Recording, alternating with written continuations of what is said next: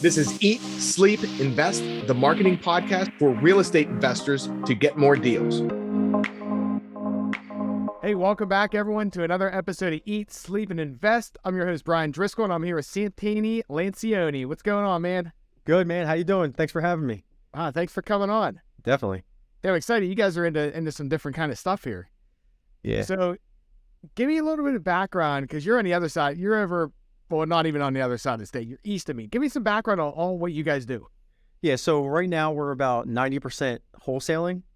We do fix and flip, and I originally started off as a buy and hold investor. So we accumulated around 150 rentals, I would say. We sold off about 20 of them when the market got really crazy, just to kind of get some cash. But right now we sit at 130 doors. We do our own in-house property management.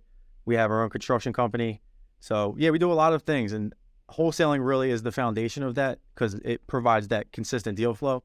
So that's where a lot of my attention and time goes to. That's cool. Now, you used to work for WB Mason, right? Yeah, yep. Now, were you one of the door-to-door guys, or what'd you do there? I was, man. So right out of college, that was my first job I ever got. So I was with them for 7 years, and I started off, I was making $40,000 a year as an entry-level sales rep. And I didn't know any better. I was just going out there and just trying to outwork everyone. And I think it was that basketball background that I had and that competitive nature that drove me every single day. But, you know, by the time I looked up, and I'm like, wow, I'm one of the top sales guys in the company. And just stayed with them for 7 years and made a lot of money actually selling office supplies with them. And that's cool. Yeah, because I know that's a hard racket there, dealing with office supplies, because people don't like to change much. Exactly. It's really difficult. Like, especially, you know, there's tons of vendors knocking on your door as a business owner. So coming in as a paper sales guy, it's like, this is the last person I need to deal with. We spend, you know, $100 a month on paper. We don't really care. Like if we save $20 on this, you know, so right. It was difficult. You really had to build that relationship and make them like you as a person. And then eventually you would get all their business. But yeah, now you said, cause you were in the Stockton Hall of Fame too for basketball.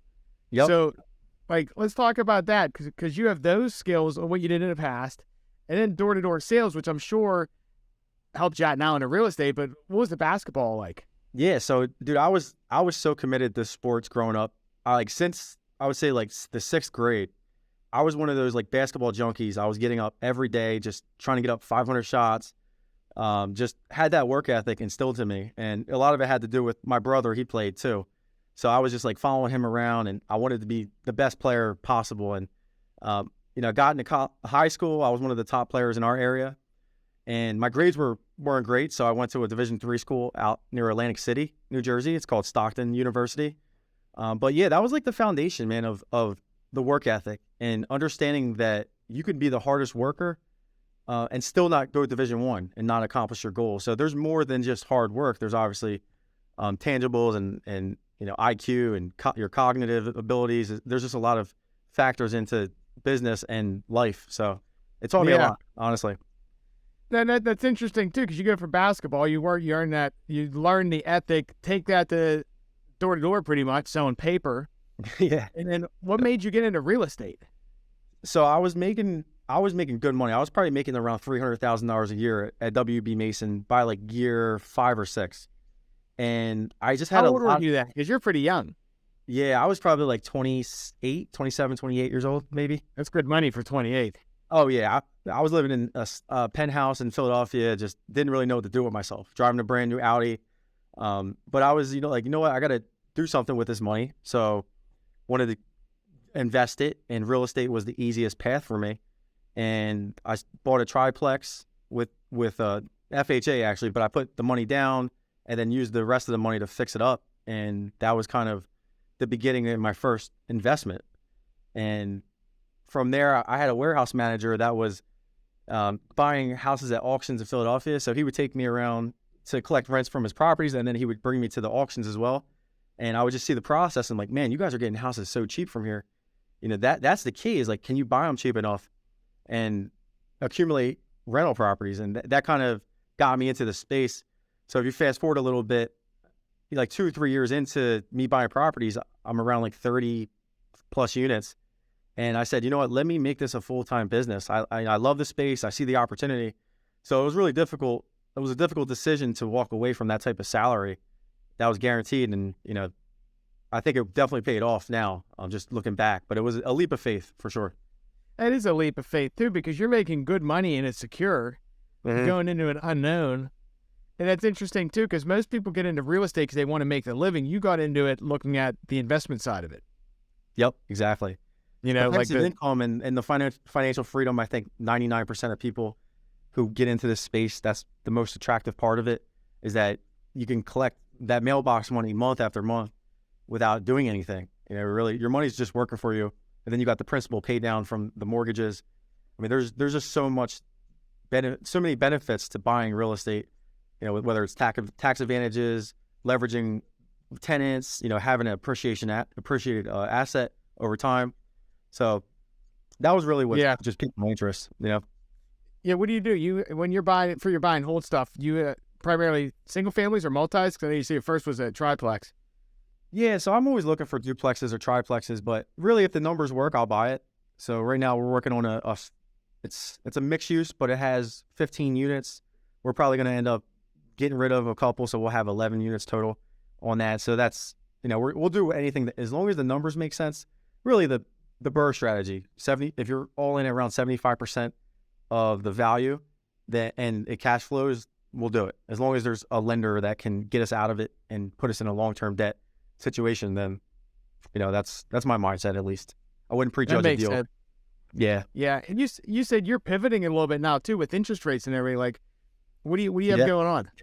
So right now, our mindset is let's not overextend ourselves or buy properties that aren't cash flowing. So we're just trying to basically wholesale as much as we possibly can. And we'll either wholesale or buy the properties ourselves. So just looking to really just boost up our cash flow. And I would say like the last quarter, we've seen a dip. Like a lot of investors are getting tighter with their guidelines of what they're going to buy. So we're working harder to sell deals. Sellers are still caught in that la-la land where they think their house is worth a lot of money. So that's an uphill battle right there. And then for some reason, I feel like the marketing slowed down a little bit. Like we're spending more money on marketing, but getting less leads. Now that could be an internal problem with us, but I just feel like just talking to a lot of CG members that are in our footprint in our area, they're kind of saying the same thing. So wonder, we're going to navigate that and just adapt, but still profitable at this point, and we're going to have a big February, thankfully. And I feel like the market's picking up a little bit too still. So I'm seeing it picking up too. And on the marketing side, I am seeing, through the holidays, usually cost per lead will increase.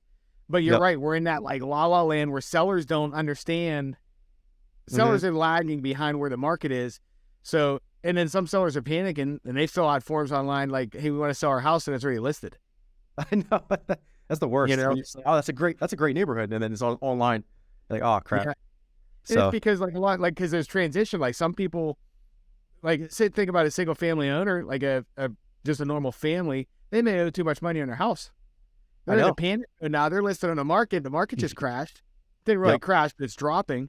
And they're panicking. They're like, we're going to sell it. And they think an investor is their solution, which is not. Nah, usually it's the worst case. But we've been uncovering a lot of creative finance deals with the people in distress that have good interest rates. So I'm seeing a lot of those opportunities come across our plate. So that gets me really excited. We have a couple of good ones that I think we're going to convert over. So just seeing that opportunity there is going to be probably our next pivot, is just focus on, just converting these no equity deals into opportunities. Yeah. So what are you talking about there? Are you talking about the properties that wouldn't really make sense to purchase outright, but since you don't have to do financing or anything and you can just be creative on it, you can pay a little bit more?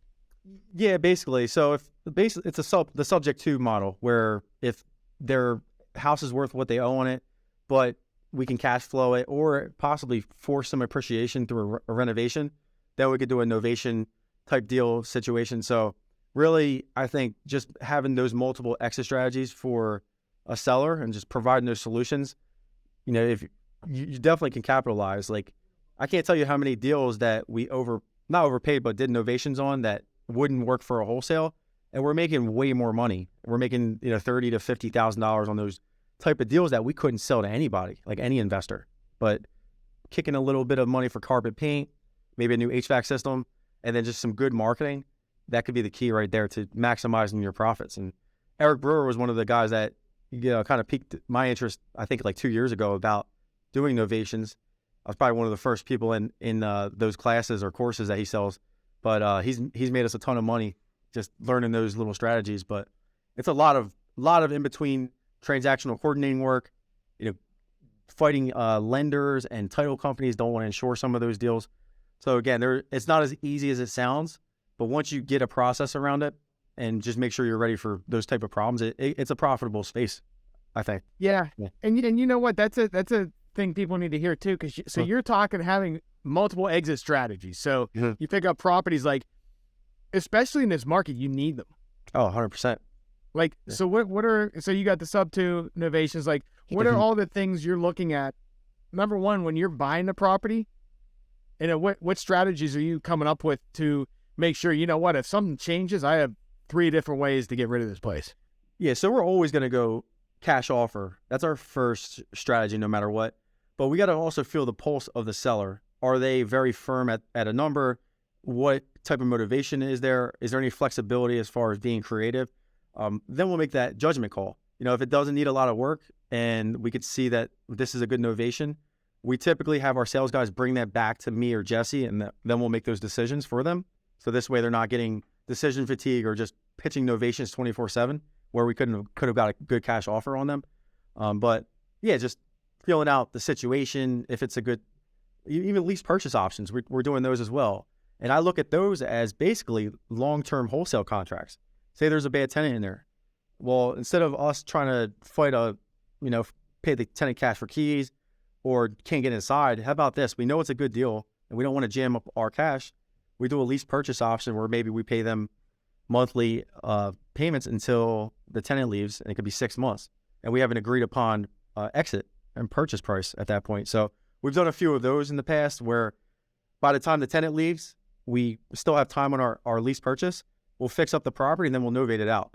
And a lot of people don't look at that. They just walk away from those deals because the seller wants too much money or the tenant is just in there and they can't get them out. Where look at the lease purchase. I think that's a great strategy for people that are just like, they know it's a good deal, but they need time to figure out something. Yeah, and I guess just listening to the seller, because the sellers are going to tell you their problem. Oh, yeah. Yeah. They tell you what the problem is, then you just need to be smart and think and not just have the one that, like, say, just offering one offer. It's like, okay, what's going to help you guys solve your problem and work for us? 100%, man. We had a deal recently where the guy had 3 properties he wanted to sell, and the one was just in a bad neighborhood. It really didn't make sense, but I said, listen, I really want these 2 properties. If you can do seller finance for me on the 3rd one, I'll take it. And we got them down at a really low price. It's probably like 50% of what it's actually worth, but we got it on 8-year terms at 0% interest with a little bit of money down. But I'm like, at those numbers, that's a home run, that deal. That's actually the best deal out of all of them. But it's just how you position it and how you put the terms in place really is going to make or break the exit on that. And people love buying notes and they love buying easy deals that don't cost a lot of money. And you can wrap the mortgage or wrap the terms on it, and then you can make monthly cash flow. Then you have a payoff at the end of the schedule. So there's so many ways to get creative in this business. Yeah, that is so important too, because I talk to a lot of investors, and a lot of them are like, yeah, they're just so like one lane. I don't even know if that's a word. You know what I mean? One dimensional, right? Yeah, they're like one dimension. It's like, okay, hey, we offer this. We go out and we offer this, and we're wholesaling. Yeah. Versus thinking a little bit outside the box, because the people are hitting you up. They want to sell a house. Yeah. I think you've got to squeeze the juice out of every lead. Like, yeah, you're leaving money on the table. I respect when people are focused on that one thing because they're really good at construction or really good at just, making cash offers and wholesaling. But you got to evolve in this market. Like that strategy worked in a different time. Now is, now you got to squeeze the juice out of everything possible. There was months where we looked at what closed, and thankfully we had like 3 novations on the board because we wouldn't have made much in wholesaling. So, but if we didn't have those multiple exits, then we could have been in a bad situation that month. Right? Yeah, that's pretty solid. Yeah. Hey, let's talk about this. You got a strong team. Oh yeah. Let's talk about Jesse. How did you find that guy? Geez, that happened kind of by accident. His brother was a sales rep for me, and I I met his brother. They were looking to buy a rental property. So I knew him, probably a couple months before he started working for me. But his dad and I were golfing. He's like, hey, Jesse's looking, to really get out of his job. Like, and to me, he didn't ask me that, hey, could you get him a job? But in so many words, I'm like, you know what, Sean, his brother's doing phenomenal. Let me give Jesse an opportunity. And there was a lot of people that backed that up, that he was the real deal. So brought him in, and I didn't really have a lot of systems or processes built out for him. I basically just sat him next to me and said, shadow me. I was like, I need you to run the list for me. We're doing RVMs, we're text messaging, we're going on the MLS. Just kind of help me organize this stuff. And next thing you know, he's just moving at the speed of light, just developing like really quick solutions for me and taking so much off my plate. Even accounting, like I didn't even ask him to do that, but he's organizing our accounting. So right away, you're recognizing like this guy has rock star ability, and he cares, and he's staying late. He has a great attitude. So really, it was just luck at that point. What was he doing before? Whenever the job he was trying to leave, he was at an insurance company doing something with them. But I know before that he ran a bunch of Pandora stores. Okay, and he ran the sales departments there. So I think that's where he got a lot of his like discipline and how to run systems and processes. And plus it's his profile too. We ran the predictive index. He's a captain, and he's got that discipline mentality that helps him he's a perfect fit for a COO. Yeah. Okay, and that's interesting, and especially kudos on your part too, because most people will bring someone in and then they pigeonhole them in that position versus seeing that this person can grow. Like, did it just happen naturally, or how did you see that? I know. So I think we got off to a quick start because the first 4 weeks, all that happened. And then we went out to Tiffany and Josh High's event in Ohio. So that was like a 2-day all out, like he soaked in so much information. And I'm like, Jesse, that's kind of got to be us. Like, I'll be like the Josh High, you be like the Tiffany, where you run all the systems, processes, know the numbers, and let me roll with the sales guys, and I'll train them, and I'll do whatever I got to take. So we came back, and I think that event, really the switch went off for him. You got all the abilities and core values, but the switch was what we needed. And from that point on, we just kind of slowly every 90 days just build out something new and just tweaked our systems and, join Collective Genius too. We just keep raising the bar with ourselves, and we kind of mirror a lot of people that we look up to in the business. And we use their marketing channels. We, sharper business solutions. We brought them in, and that really was a wake up call on how serious we had to get with the level 10 meetings, the KPIs, the process mapping. And I think that just keeps, we're constantly evolving, him and I think that, we're becoming better leaders too. We're challenging ourselves every day. We're reading books, we're also holding each other accountable. It's not, I would say every week we have a tough conversation, Jesse and I, where we're challenging each other to be better as leaders. And not just us, but there's other people in our organization like that too. I mean, it's right. Contagious. Yeah. Yeah, man, that's pretty solid too, because I see it like, you guys run pretty smooth. Mm-hmm. And I'm always curious how people find rock stars, because rock stars are hard to find. And then sometimes you'll find someone that crushes it in like one space, but then you stick them in the wrong seat. I know, things like that. It's so common. And yeah, just talking to a couple people that they just still haven't found that number two. And you can almost blame yourself in a way. Like, am I equipped as a leader to attract the right number two? Maybe. Or is it a little bit of luck? Is it a little bit of timing? I'm sure there's a lot of factors when it comes to that. But for me, it was organic. Like, we developed a very talented guy to become a number two. And he even said, we both say today, like, we're not anywhere near where we need to be, especially with a possible recession coming, where we need to make sure that we could survive and also lead at the same time. So, yeah, there's still a lot of work in progresses, but I think we have the right personnel for sure. Yeah, and especially you got the right people that, like, being in groups like Collective Genius, things like that too. You're surrounding yourself with other guys that are on a pretty high level, so you can always try to elevate, and on that side too. That's always smart.